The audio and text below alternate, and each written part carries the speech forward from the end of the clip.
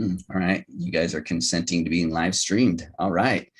Hey, welcome to another edition of New Wine Uncorked. And we are stoked to be with you here this Friday again. And so if you're joining us live on Facebook, good morning to you. And if you're catching this late, maybe this weekend, watching this over the weekend, or even during the week, Monday, Tuesday, thanks for joining us.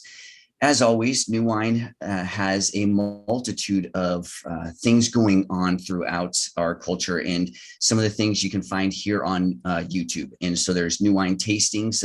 Dr. Metzger, the director of New Wine, has been doing a series on advocacy, and he did a series on the Beatitudes. And so you can find that right here on the YouTube page. So if you just go right over to the bottom part right here and you hit subscribe, or on the video right here at the very end, there's a subscribe button. And then when you subscribe, just hit that little bell right there next to it. And so that way you'll be notified for any time that New Wine uploads videos or happenings that have been going on within our New Wine family. And so today we're continuing the discussion with the gospel message. And last week we were talking about, are we victorious in, or have we been kind of inoculated from this goodness that the gospel messages they proclaim? And so with the continued dialogue of how are we going to do fall, if you have kids in school age, that's a big discussion now. And depending on where you're at in your local cities, the big discussion too is like shopping. Are they going to mandate masks again and things like this? And then in the midst of all this, we have the Olympics going on. And so it kind of draws into this idea of who we are as people. And we are very competitive people. And so we have a lot of comparisons and stuff. And yet the gospel preaches this message of peace and love. And so today we're going to continue to talk about this in the gospel's goodness, but how does that play out today in a culture that has kind of a win at all cost mentality? How does a gospel that preaches peace, blessed are the peacemakers, blessed are the meek, how does this come to fruition in a culture that seems to be about consuming the other for the sake of myself and my, moving up the chain, whatever metaphor you want to talk about? And so, gentlemen, we were talking even before this about our roles as pastors and how things are going. How does the church do this? It's not anything new, navigating between the streams of culture and then the reality of the church. But amidst COVID, amidst, even with the excitement of the Olympics, which is competition, and it pushes us all into compete, because let's be realistic, last night or this morning, it was about 3 a.m, I was watching the finals for the wrestling. I get competitive, when David Taylor or Sarah Hildebrand and these wrestlers are going against other nations, I'm like, get that, yes, America, and USA wrestling. And well, there's a competitive thing, and it's exciting. Like Jim, you were talking about, I actually was bummed when I saw that the basketball team lost, even though it was the first rounds and stuff. I was like, what? We don't lose, and so competitive, competition. My kids compete, we compete in our household and things. And even the apostle Paul says, look, I strove to be the best, right? The greater than all the apostles in what though? So it seems like there is an aspect of competition that could be positive. But in a consumeristic society and culture, what does the church have to be mindful of? As your roles of pastor and in my role as a pastor and our roles within New Wine, we talk about this dude who is God, who is love, and we want to walk in his way, in his truth, and so as to emulate his life. How is that is it possible in a consumeristic, competitive culture and still love on each other, but still not be Debbie Downers? You know what I'm saying? When we come to the Olympics and they're like, don't let Matt, he's a Christian, and competition, he's going to be like, hey, so how do we do that in a win at all cost culture? How does the gospel message still bring peace and goodness? Yeah, that's an interesting way to frame the question, Matt. I'm probably the least competitive person you will ever meet. So I never have a win at all costs. I don't mind just playing. I bet you're not. I'm least competitive than you are. Oh, sir. Okay, so we're competing now for the least competitive person. That's great. But but it's difficult for me to understand sometimes people being extremely competitive. I played sports and everything like that and played hard and that kind of stuff. It was good. But at the same token, like my boss right now is probably the most competitive person I've ever been around. He'll talk trash to anyone playing any game, and that's the thing. But I could probably debate that he's the most loving person that I've met as well. And so those two things can coexist. It's just during times of competition, it may not feel like that. When it comes to, at least from what I've seen from my boss, as he's sharing the gospel with people, he becomes competitive in the sense of demonstrating love. Am I doing this the best I can? Is every interaction something that gives off Jesus? That's kind of the backdrop of every interaction that's around him.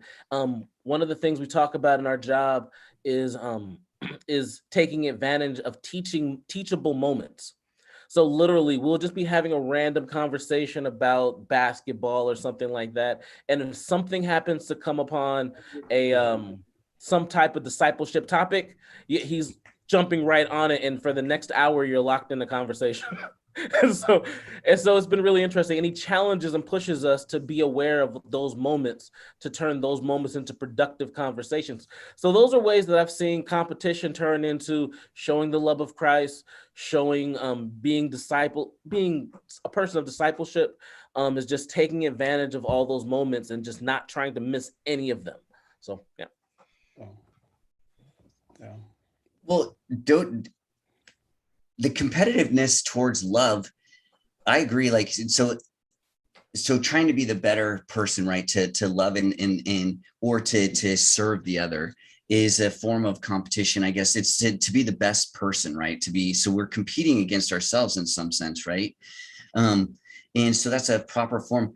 But all around us though, even so when you get out of that culture though, so you have a boss and you have people around you that are like, yes, let's love and let's, what happens though when the rest of the group though, when you're outside of that, some of the tools that we can have to where we don't get sucked into it? Because my question to both you guys is, so how has it been that you've grown into this, or have you always been that way where you're like, competition, cool and everything, but it doesn't drive me, or I don't get fired up? Was there a time where you did? Because if you compete in sports, do we have to have that kind of and I don't know, because the sports that I've done, like with wrestling, it's all about domination, and it's all about, when you're there one-on-one with the person, if you're nice, I mean, you could get hurt, and so trying to envelop that, allowing that mentality to be something that we envelop in. Okay, when I'm on the mat, or when I'm in the even in the boardroom, right, in the business office, like a lot of businesses based on merit, or sales, or things where you're competing against one another. But so how do we as the church though get people to say, hey, we want to strive to be whatever the best Christian is, without then getting into, well, that's a good person and that's a bad person?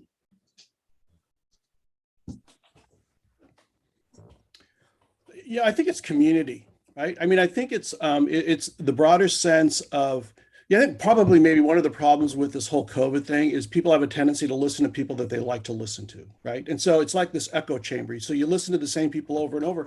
And so you start getting these ideas, oh, this is what it means. This is what it means to succeed as a Christian. And I think that the reality is that we need to broaden. We need to broaden the relationships that we have. Because you know what, there's believe it or not, there's Hawaiians that are Jesus followers. There's Irish that are Jesus followers. I mean, heaven forbid, and I say this tongue in cheek, but also there's LGBTQ plus people that are followers of Jesus and are devoted followers and lovers of Jesus. And so I think, for us to understand what does it mean to love is to get a broader perspective, a broader understanding, a broader taste of what love is within other contexts, and how Jesus works in these other contexts, not only in, America's context, or I would even say the empire's context. Absolutely. And in addition to that, I'm thinking of also the passage from Hebrews 10, encouraging one another to love and good works. Um, if that's part of our culture where we're not simply saying, hey man, you did this wrong, you did that wrong, but the spaces where we're doing well, where we're demonstrating love well, let's encourage that. Let's continue to do that in different spaces and find out just find out where we can do that in different spaces. And let us not be a culture where we're consistently saying, oh man, you did this wrong, or this church has failed, or anything like that. We love to revel and roll around in that kind of stuff. It's just like, why don't we love to roll around in the other things and in the encouraging things and the good works and the like that we see Christians doing across the city or across the country? Yeah. That's really good, Phil. So, Matt, you brought up wrestling. So Yeah. when I was in college, I was a PE major and I had to take a wrestling class. And so, and it was kind of wrestling coaching. And so we broke up in groups, and he says, okay, 2 rounds, 30 seconds. So I'm like thinking, this will be easy. Cause I, watch, WWF. I figured, I'll just come off the turnbuckle and put my guy down. I remember after that class, I was like, I go back to the locker room and there was no way I could get that, that deeper breath, that. And so even in the next, the next class, and we had to kind of build up, and I think you're going to laugh at this, but I think, I had to build up to be like 1 minute for 3 rounds. Right. But that's, for somebody that doesn't do that, that is tough. And so I remember when he blew the whistle, it's kind of like I flipped over on my back and I just go pinned, and the instructor's like, get up. And, and I think, maybe, and to me, people, I've played football, high school level and coach, but what, to me, wrestling is like the toughest sport because it's just that constant, that constant pressure.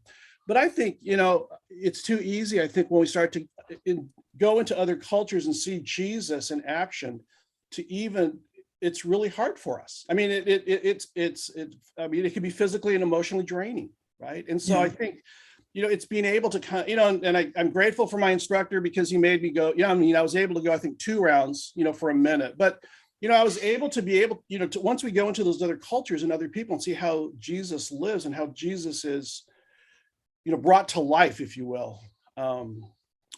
I think that's what's important in understanding. And then also it teaches us to love ourselves. I think that's the other obstacle is just the lack of loving ourselves or thinking we're good enough or, thinking that I'll just flip over on my back and, it'll be over. But, the guy goes, hey, get up, and I think Jesus tells us, hey, you know what, get up and stop, Yeah, well, because the weird thing is like with talking about the competition and the working into, I think there's a process of, it sounds weird, but you have to learn how to love, especially too when, and this is what Jim, you brought this up, and I can't remember who you said told you this, but where they look at the way that the Americans evangelize, and it's about the goodness, and which is great, right? It's always joy, happy. Hey, if you say yes to Jesus, then whatever you've always wanted to be better with you is going to happen. Whereas I think you were saying your friend or someone said, you guys got to, like, we talk to people about like how hard it's going to be. Like this is, and so I wonder though, with our competitive nature within the church, though, we're so competitive about numbers that we don't fight for numbers right up front, but the way we fight for them is we make the gospel more palatable for people in front of us, where we don't tell them, oh, by the way, Jesus says, the world will hate you because why the world hated me. And no one likes hate.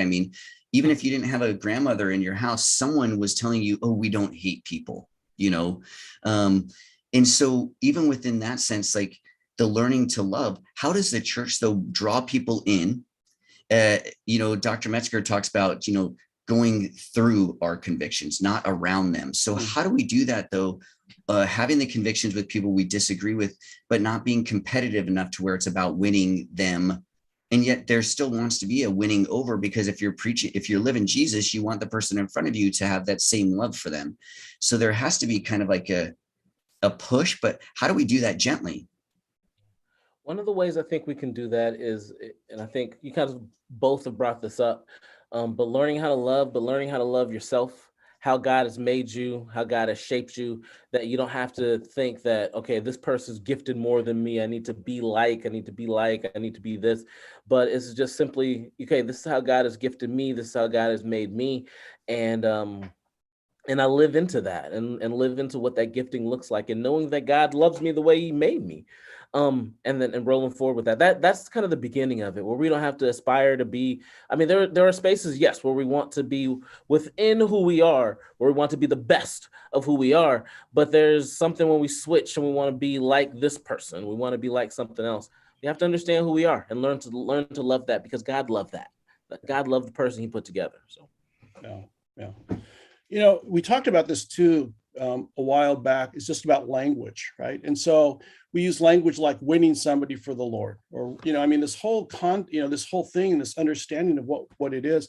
Then also, even in language, you brought this up, Matt, about if you're not loving, you must be hating. But people say, well, I'm not a hater, and so because they don't hate, they think I'm loving. But really, as we know, love isn't. I mean, the opposite of love isn't hate. The opposite of love is indifference. The opposite of love is just not getting involved. It's it's just kind of not saying it, not standing up for the other, or loving your neighbor and things like that. And so, I think sometimes, I think a lot has to do with our language and even just empire mentality, right? It's like we're in. We made the team, and so let's just we're in. And so it's not this whole idea of bettering ourselves or bettering those around us, right? Or the kingdom of God is, on earth as it is in heaven type of mentality. But it's like, hey, I'm in, and I'm just going to ride this out. Do you think it's interesting, because we're going through here in California with the start of like the schools for the university, as well as high school and junior highs, and the mask debate, as well as the vaccine. And I don't know where this comes into play, because I do believe that as a nation, the more children we expose to education and the more that we give education, the better people we will be, right? But in our process of pushing education, it's like here, I'm speaking specifically in the Northern California area, where they're debating on whether or not, if you have people on campus, do they have to have a vaccine kind of thing? And where a lot of students are pushing back and saying, hey, you can't tell me this or that. And I wonder, so even in our non-competitive, because the church wants to be loving and inclusive, in the including everyone though, does that though leave out a group? Like when we're trying to be all inclusive and saying, and they're dealing with this, oh, you can't force people into have a vaccination because they have the right to education. And so then you can't tell them what they can and cannot do. Is that a form though of this competition, where we get so competitive with the other that we can't even work in a community though? Because when we start to go community, the moment you say, oh, well, we need to step back, I get defensive, because you're going to take away something from me. Because once I say yes to the community, there has to be a lessening of self, right? You have to make space in order to embrace the other. And so there is a, whatever you want to call it, sacrifice, or a letting go, or some even would say suffering. If I don't get what I want, then I'm suffering. How is that mentality though transformed into seeing the need for community? The how of that question is the most daunting part, because the fact that we need to do it is one thing. And I think all of us will look around and think that there's ways in which we need to be more loving towards another person, that we have to see the same framework, but see it as wearing a mask as I get to do something for somebody. That's how to switch that off. I don't know how to switch that off. Like, I mean, I try to do it personally, but how do you get a church culture to do it? That we haven't been about it. It's like, I mean, Jesus's example, like we should have already been here. I mean, maybe that's the part that's getting me. It's like, we should have already been here. Jesus did everything he did on behalf of us. It's like, what are we missing? I don't. Yeah, that's frustrating to me. That's all I kind of have. That's frustrating to me. Yeah. I think the community decides, but I think it's a mutual respect. I mean, even the term, like when you use all inclusive, I think it's a really cool term, but it's like, ain't going to happen. I mean, in the bigger picture, it's just, that it's a great term, but it's one of those terms that it ain't going to happen. But I think, at least for our church, we have reasons, and we're not going to, whether people are vaxxed or not. I mean, we're going to have everybody, wearing masks once we get back in. And so we're going to have to be making these big decisions. But, my feeling is you take care of the community. You take care of, we're called to shepherd the people. And so, I'm not going to let my own, I guess you go to the least vulnerable person and you go from there, right? Isn't that what Jesus is saying? Throughout the scriptures and the Old Testament, we hear about the least, the last, the least. You go to the most vulnerable, and those are the ones you care for first. And maybe that's where it begins, because, for us in our church, we have older people, we have the kapunas, we have, young children. And so they're the most vulnerable. So we go to them and say, how do we take care of them? How do we make sure that they feel safe? Whether they want to come to church or not, they want to wait, but how do we take care of it? And maybe that's the answer. Maybe we go to the least vulnerable and say, how do we make sure that we're taking care of them? And maybe the perspective is when we go to schools, or as schools start to go, instead of looking at our rights as adults, we look at the needs of the most vulnerable and say, how do we make sure that we're not going to lose this one child? Yeah, and in addition to that, I like that. I think that's gets us closer to the how, because I think part of our perspective is what grasps the most people, what's going to hit the bigger target. So rather than focusing on the one that's the most vulnerable, I'm thinking of the most people there. So that's definitely a good perspective that we can bring to this conversation, whether it be church or any place else. What's that most vulnerable, and working towards helping that person. Absolutely. Yeah. I think too, for me, is that because we live in this society where we're very entitled to things. Even the choice of vaccines is entitlement, right? It's an entitlement. And so whether, to argue whether you do it or not, that's entitlement. But, a friend of mine who works with, it's called Loom International, and they work with women and children, you get this email that says, Africa, 5% of there's only 5% of people that are vaccinated, and people, and their economy is falling apart, and people are just, in wanting vaccine, they want to be able to be vaccinated because of, the death that they're seeing. And so sometimes I think, again, it's just the broader perspective. It's just this wider perspective of, here we are in the United States arguing whether we should do this or not. And then there's, countries around us that are just saying, okay, you know what, how about, and what's going to happen as soon as we start sending it to them, people are going to start complaining and saying, how come we're giving it? People are here dying, and so it's just this wild, crazy, but I think it's a global perspective. I'm sorry. No, go on. Go on, Phil. Yeah. Also forgetting, just that what you said right there, thinking of other countries that haven't had the opportunity to have the vaccine in their country as available. They don't have it available at all in many ways, right? And we have so much that we're able to choose whether or not to do it. We forget just where the bottom is.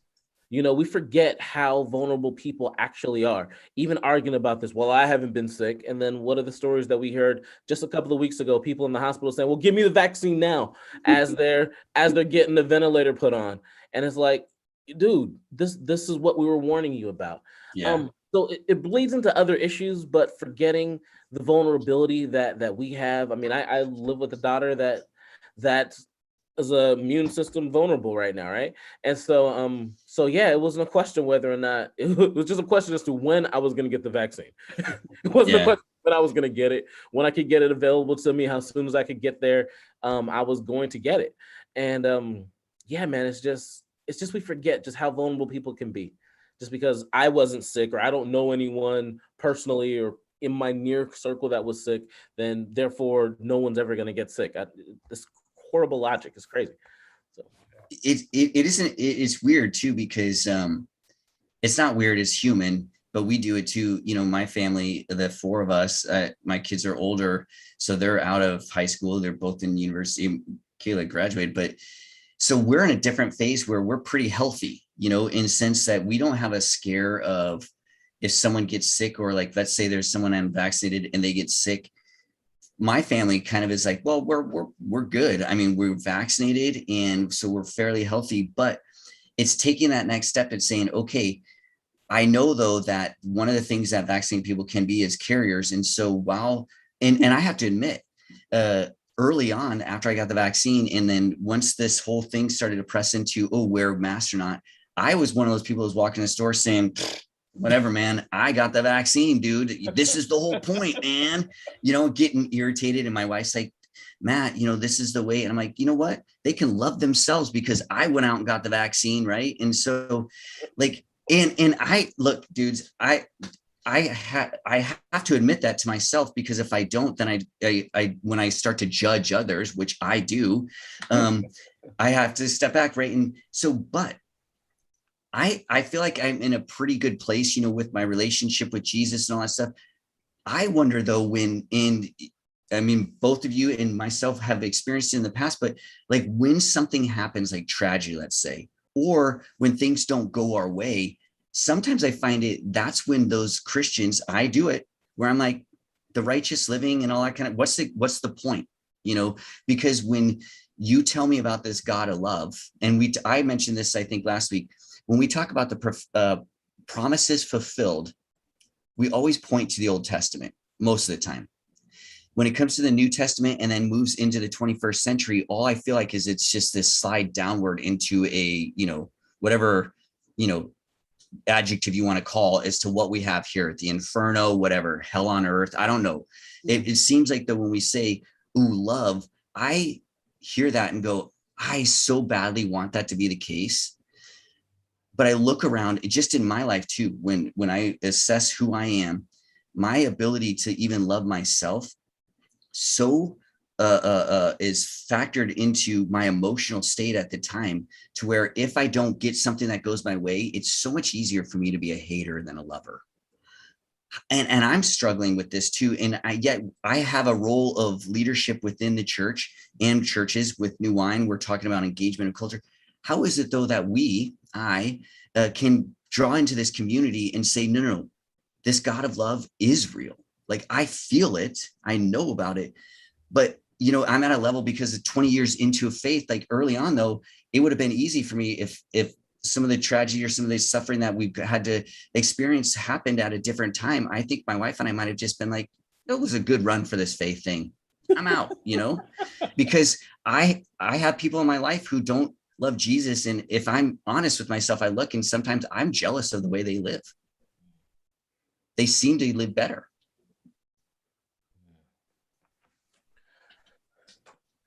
What do I want to say? Thinking of the book of Psalms, so many lament Psalms that address that directly, that thinks of that directly. But yeah, that's part of the reality. But I think perspective becomes is part of the conversation we're having here. And it applies to this as well. If this is the life that we have, if whatever years we get to live on this earth is what we have, then yeah, there's, enjoy, eat, drink, be merry, because tomorrow you die. That's it, But if we have a life thereafter, then there's things that we need to imply in our life. There's things that we need to add to our life. We'd have a different perspective.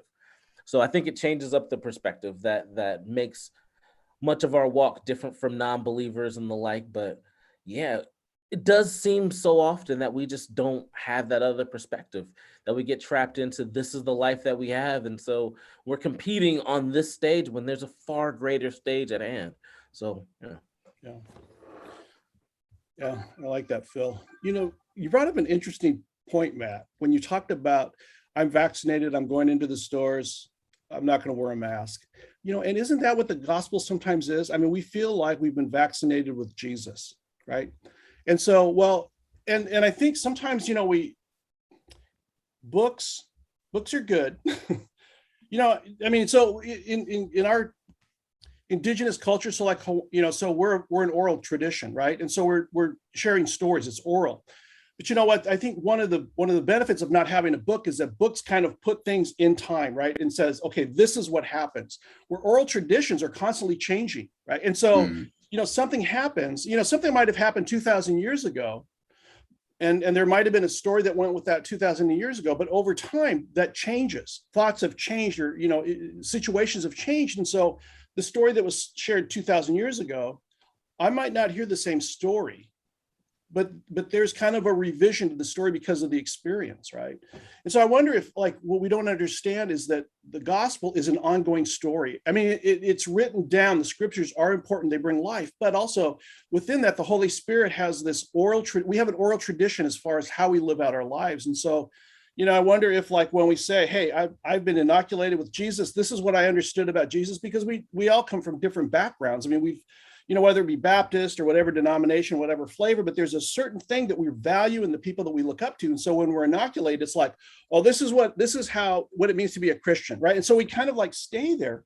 And then we say, baptism, masks, nah, I don't need that. Or, yeah, you better do that, and we kind of get locked into that. But, like you said, in this vaccine thing, we're learning, because it's dynamic. I mean, it's constantly moving, right?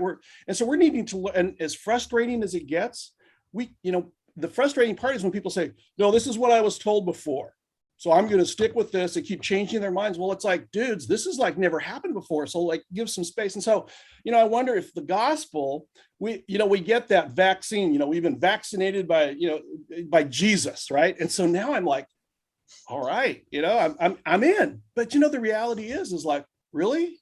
I mean, I've got my neighbor is really the homeless. My neighbor is really a person of color. My neighbor is really this person, instead of just like, oh no, my neighbor is the person that lives next to me and I love him, right? But there's, I think, this, I mean, it's a great idea. I love that idea that you brought, because we get so stuck about that, but then we got to change, right? And that's what the gospel does. It changes. I mean, they're ongoing as we learn. So. Yeah, it's interesting, because when we're talking to people about Jesus, evangelism, I do wonder sometimes, and in some of my classes, I just pose the question, is it too easy to be a Christian in the 21st century, according to the American church, right? Because if you told me some of the stuff that, like, Jesus says to his apostles, right? Like, when they're going to follow him, like, dude, the guy's like, hey, I got to bury my dad. And he's like, yeah, no, move on. And I'm like, dude, that's not a very compassionate response, is it? And yet, like you were saying, Phil, Jesus understands that life is not just here on earth. However, he understands, and I was listening to this guy preach this weekend, and he was saying how, I don't know what his intent was, but he was saying heaven's not our point, our purpose. Like, people think heaven is the point. And I get what he's saying, because he was then talking about like loving, like taking care of the earth and this kind of stuff. And like, but he kept talking about going back, building the garden here now. And my thing is I don't want to go back to the garden. I think Jesus says we're going beyond the garden, right? And so when we talk about like this idea of Jesus entering into our midst, and for heaven, like you're saying, Phil, I think sometimes we live too much about that, where it's always about, oh, well, I'm in heaven, so that's out there. So as long as I just tithe my 10%, only miss about 4 Sundays, maybe I can miss 8, because, during the summer it's vacation, and God knows that we need vacation. And so there's just this little litany, this little checklist of, well, as long as I stay within this column, my salvation is, because it's secured, right? Because I said yes. Never taking into account that flip side of, because we say love your neighbor as yourself, we don't take into consideration that, well, first and foremost, so Jesus is saying that that's great, but if you neglect the love of those that hate you, then you're not my disciple. And that's some harsh language, because I don't know. I think the three of us, if we allowed ourselves to be super fleshy, there's a couple of people that we could easily say they're a piece of what, because we don't see, or it's easy not to see the intrinsic value in someone in front of you who you don't like, or who's wrong. Like, I have to be honest, a lot of times on my runs, when I'm asking the Lord to help cleanse me, he brings people to mind that, man, if I saw them, I would just like, I haven't forgiven. And that means that, dude, when I don't forgive, I'm not living out the love that Christ calls me to, right? So bringing that reality to me, when I'm around community, it's good to hear those stories, but sometimes I have to admit that I go, yeah, but you don't understand, right? Like, even when I step into your both lives, and you've had things happen where I'm like, oh man, I don't know if I could handle that. I still, though, have a selfishness that says, yeah, but you know what? It's different. Like, if I could have this or have that, then I would be as faithful as, Phil is, or as Jim is. But they don't understand, like, there's something deeper rooted in me. And it's almost like we have this subtle form of competitive victimization within the Christian culture. Like I have to have like, well, your life is pretty, I want to love like you're telling me, but you don't understand like my martyrdom, what it cost me to do what you're, how do we get people out of that though, where they actually start to see, dude, when you start loving and embracing and making space for the other, you actually, your life just, it blooms and I become more of who I was created to be in theory.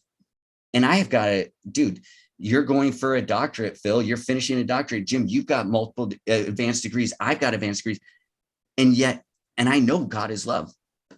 It's hard for me to wrestle with that though, when it butts up against my wants, you know, and thy will be done, change, becoming part of my heart. That is I feel like that's the competition that we don't wrestle with, is how do I become the Christian that I was created to be? Yeah, part of that, I know I brought up earlier about appreciating our story, how we're, I didn't say it that way, but learning to love ourselves. Bound to that is learning how to appreciate and love our story, how we come about, but understanding that others have a unique story as well. I, golly, I'm gonna say this, aren't I? All right, so I lost my father just a couple of weeks ago, and my father, I have about 5 other siblings from my father, couple in the United States, couple in Jamaica. And so we've been kind of getting together over Facebook, chatting with one another, handle arrangements and those kind of things. And growing up and having siblings that I've never had the opportunity to meet, to talk to, things like that. I'm like, wow, that's weird. And now because we're trying to get together, it's like, I don't know these people. They're in their 30s. I don't even know what to do with them. And then I was talking to a friend the other day and he started telling me about his story. I never knew anything about his story, but he was telling me about his mother and how his mother married someone 10 years younger than him after his father died. And I was like, what? And then he was going through sharing his story to me and he was just like, yeah, all of us kind of deal with embarrassing stories somehow or another with our childhood. And we just kind of have to figure out how to deal with it as I'm trying to figure out how to deal with mine. And so understanding that we all have something about our story that makes it unique, that makes it special, that if we just think about it, not ignore it, not deny it, but if we just kind of think through it and understand that other people have those stories, that's a touch point that we can actually build off of and say, okay, well, my plight isn't as great as yours, but no, we all have our things that made our plight challenging. So yeah, let's work together, figuring out how to get our plights not as challenging.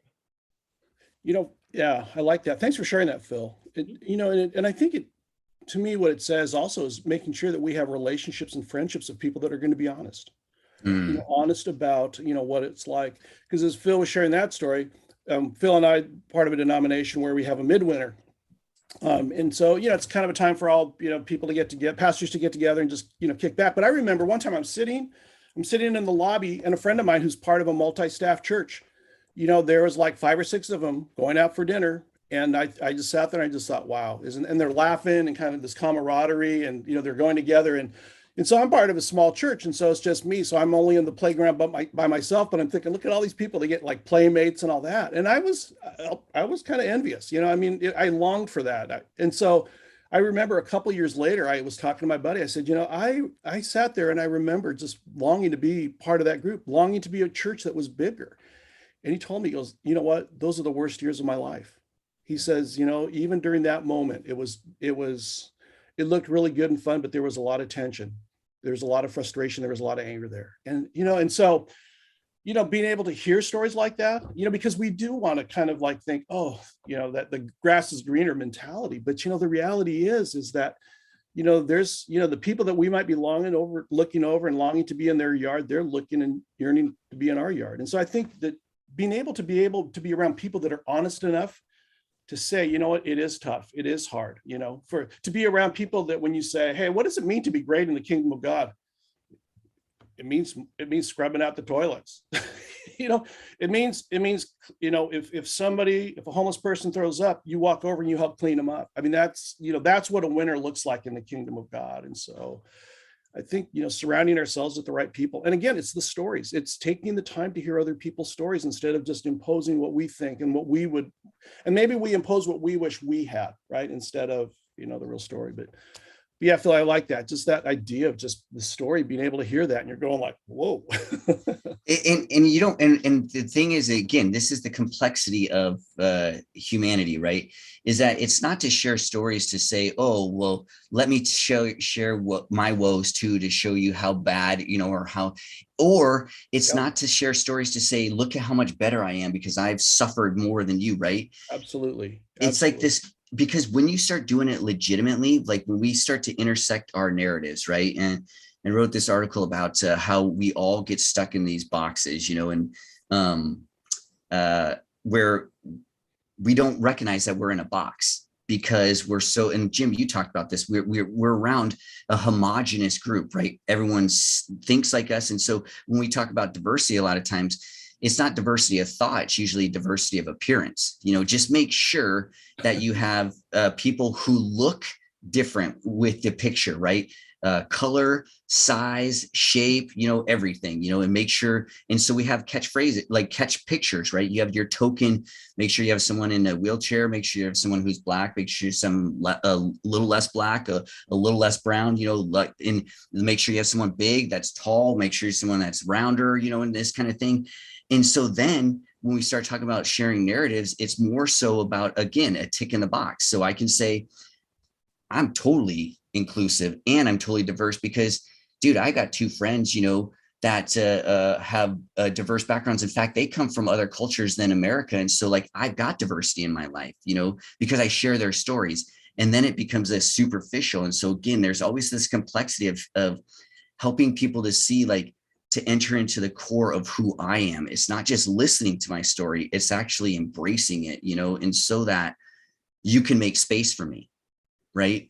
That I need to make space for you is not just listening to you. It's actually then taking you in and saying, oh, well, when there's a need or when there's a hurt, I'm not to step in and fix everything all the time. It's for us to do this together. And the question of, how can I be with you, right? And I think that's where the competitive nature comes into to distort things, is that we want to compete to be the Messiah or whatever. We need to fix it. And hey, you're going to be better if you understand it. Like I had, my wife and I will be talking, and I'll just say to her, I say, dude, if these people would just think like the Farlows, the world would be a better place, right? Well, I mean, that's just obviously not okay. And yet sometimes I think we do that as Christians, and like, dude, if people would just understand, like, we're just better people. And I think, like that's that inoculation, that vaccine of like, well, once we say yes to Jesus, we're vaccinated from stupidity and meanness. That's not the case, And so how do we continue to live authentically, right? To compete. So is there a form of competition though in the church that you guys would say is okay? That's good. Oh man. Especially in light of the Olympics, everyone's like, oh, we're taking medal counts and all this. Like, what would a Christian Olympics look like? Would it look the same? Or like, do we have to have that such a bifurcation of Christian, non-Christian? Because that's what we get into, secular, sacred kind of stuff. How does the Christian compete, live in today's culture, and still work for transformation? It wouldn't work with the Olympics, wouldn't quite work with Christians, because we'd all be giving away, at our best, we'd be giving away our medals. We'll be going, gold medal would go to the last place person, be like, you know what? I saw you working hard. You put all your effort into it. Here is your medal. And you would do stuff like that, but just who would be the most to love? How would we compete with serving those who need help? Oh man. They'd be probably different competitions. Say what? They'd probably be different competitions, right? Like it would be instead of that. But even like, it's a trip, because even when we try to help people, we compete in that way, and then we mess things up. So yeah, I want to say that it would be a race to who could love more, but I don't even know if we could do that right. I'm sorry, I'm too cynical. I need to stop. Yeah. I'm still thinking that if I learn and think like Matt Farlow, my life will be a whole lot better. So I'm still just pondering on that. Matt, I mean, like, and maybe this happens in wrestling, right? And maybe this happens within your own circle. I think that, I think competitive is good. I mean, being competitive is healthy, because I think, there's certain areas where when you compete with the best, or, there's somebody that you compete with that's a little bit better than you, that's important. But also at the same time, I think there's a respect. I mean, there's some, where people will compete with one another, and, they'll try to, I don't know, outdo them or whatever, because that's the venue of sports. But at the end, there's a lot of respect. It's, and I think maybe that's where it is that we're not trying to compete to win, but, we look at somebody that it's kind of like, look at your elders, look at those that have gone before you, look at look at the leaders that have gone before you. I mean, there's, they're establishing something, like, look at their lives and try to, aim towards that. And so I think, and maybe competitive isn't a good word, but I think the issue becomes, who do we respect? Who is it the person who sets the bar for us, right? Mm. And there's people in my life where, I've set the bar pretty high. And even if I can't make the bar, they're there to say, hey, work on this, or, and it's kind of like in cooking, right? It's those people that share the recipe. It's those people that share the, quote, the secret recipe. And you want to cook as well as they do, and you want it to come out, but they're the ones that say, you know what, this is what I use, right? Nothing's a secret. And maybe in wrestling, there's all these moves, right? But somebody says, hey, Matt, here, try this move, but they're willing to kind of help you become a better person. And so maybe that is finding those people that we, and I think, competitive, the other thing too about competitive, it's not only winning, right? It's kind of like the martyr, right? I mean, in the Christian context, it's competitive to be the lesser person too, right? Oh, yeah, I've given up this, or I've given up that. And so, being competitive, like even when we started out, Phil, right? I'm not competitive. Well, I'm less competitive than you. I mean, competition goes all kinds of ways. It's not about only winning, but it's also about being the greatest martyr. But I think that there's a healthy competitiveness if we, if it betters us, I mean, if it and that we can respect. I mean, there's a sense of respect. So I think it's a kind of that complexity. But that's an interesting comment, you make as I process this, through about competitiveness. And one more thing, and Jim, you said it well, in talking about respecting one another. As a church, seeing that we're all on the same team. I mean, we have all the different teams maybe playing different events in different venues and the like, but we're all on the same team, and understanding who our adversary is, and our adversary is not one another. That's probably one of the biggest things we can take to this. We have an adversary that's trying to take us out, and he's doing a good job of it at times. And we just forget that he's trying to do this, and we're on the same team. Let's remember that. So yeah, that's a good point. And that's something that we're going to continue. That next week we want to continue this. So we're pushing into community. If anyone's ever read Screw Tape Letters from C.S. Lewis, the senior devil tells the junior devil the greatest way to disrupt community is within the church is to have them look down the pews, start to judge, start to critique. And so we're going to continue this because we've all three talked about the need for community, the push into community. Sometimes though, the community can swallow up the individual. So how do we do that to keep our distinctness, but still understand our need for the other? And this is the triune relationality that Christianity continues to talk about, and New Wine talks about all the time, the relational push, the triune God being relational. So we're created in this relational image, and thus we need each other.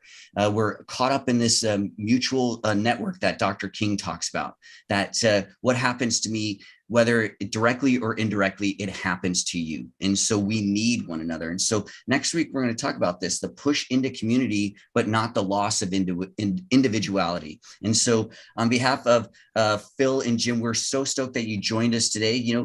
This is the thing. We want to continue to press into what does it mean to be a Christian in the 21st century? And we need each other because my perspective is so narrow and so limited.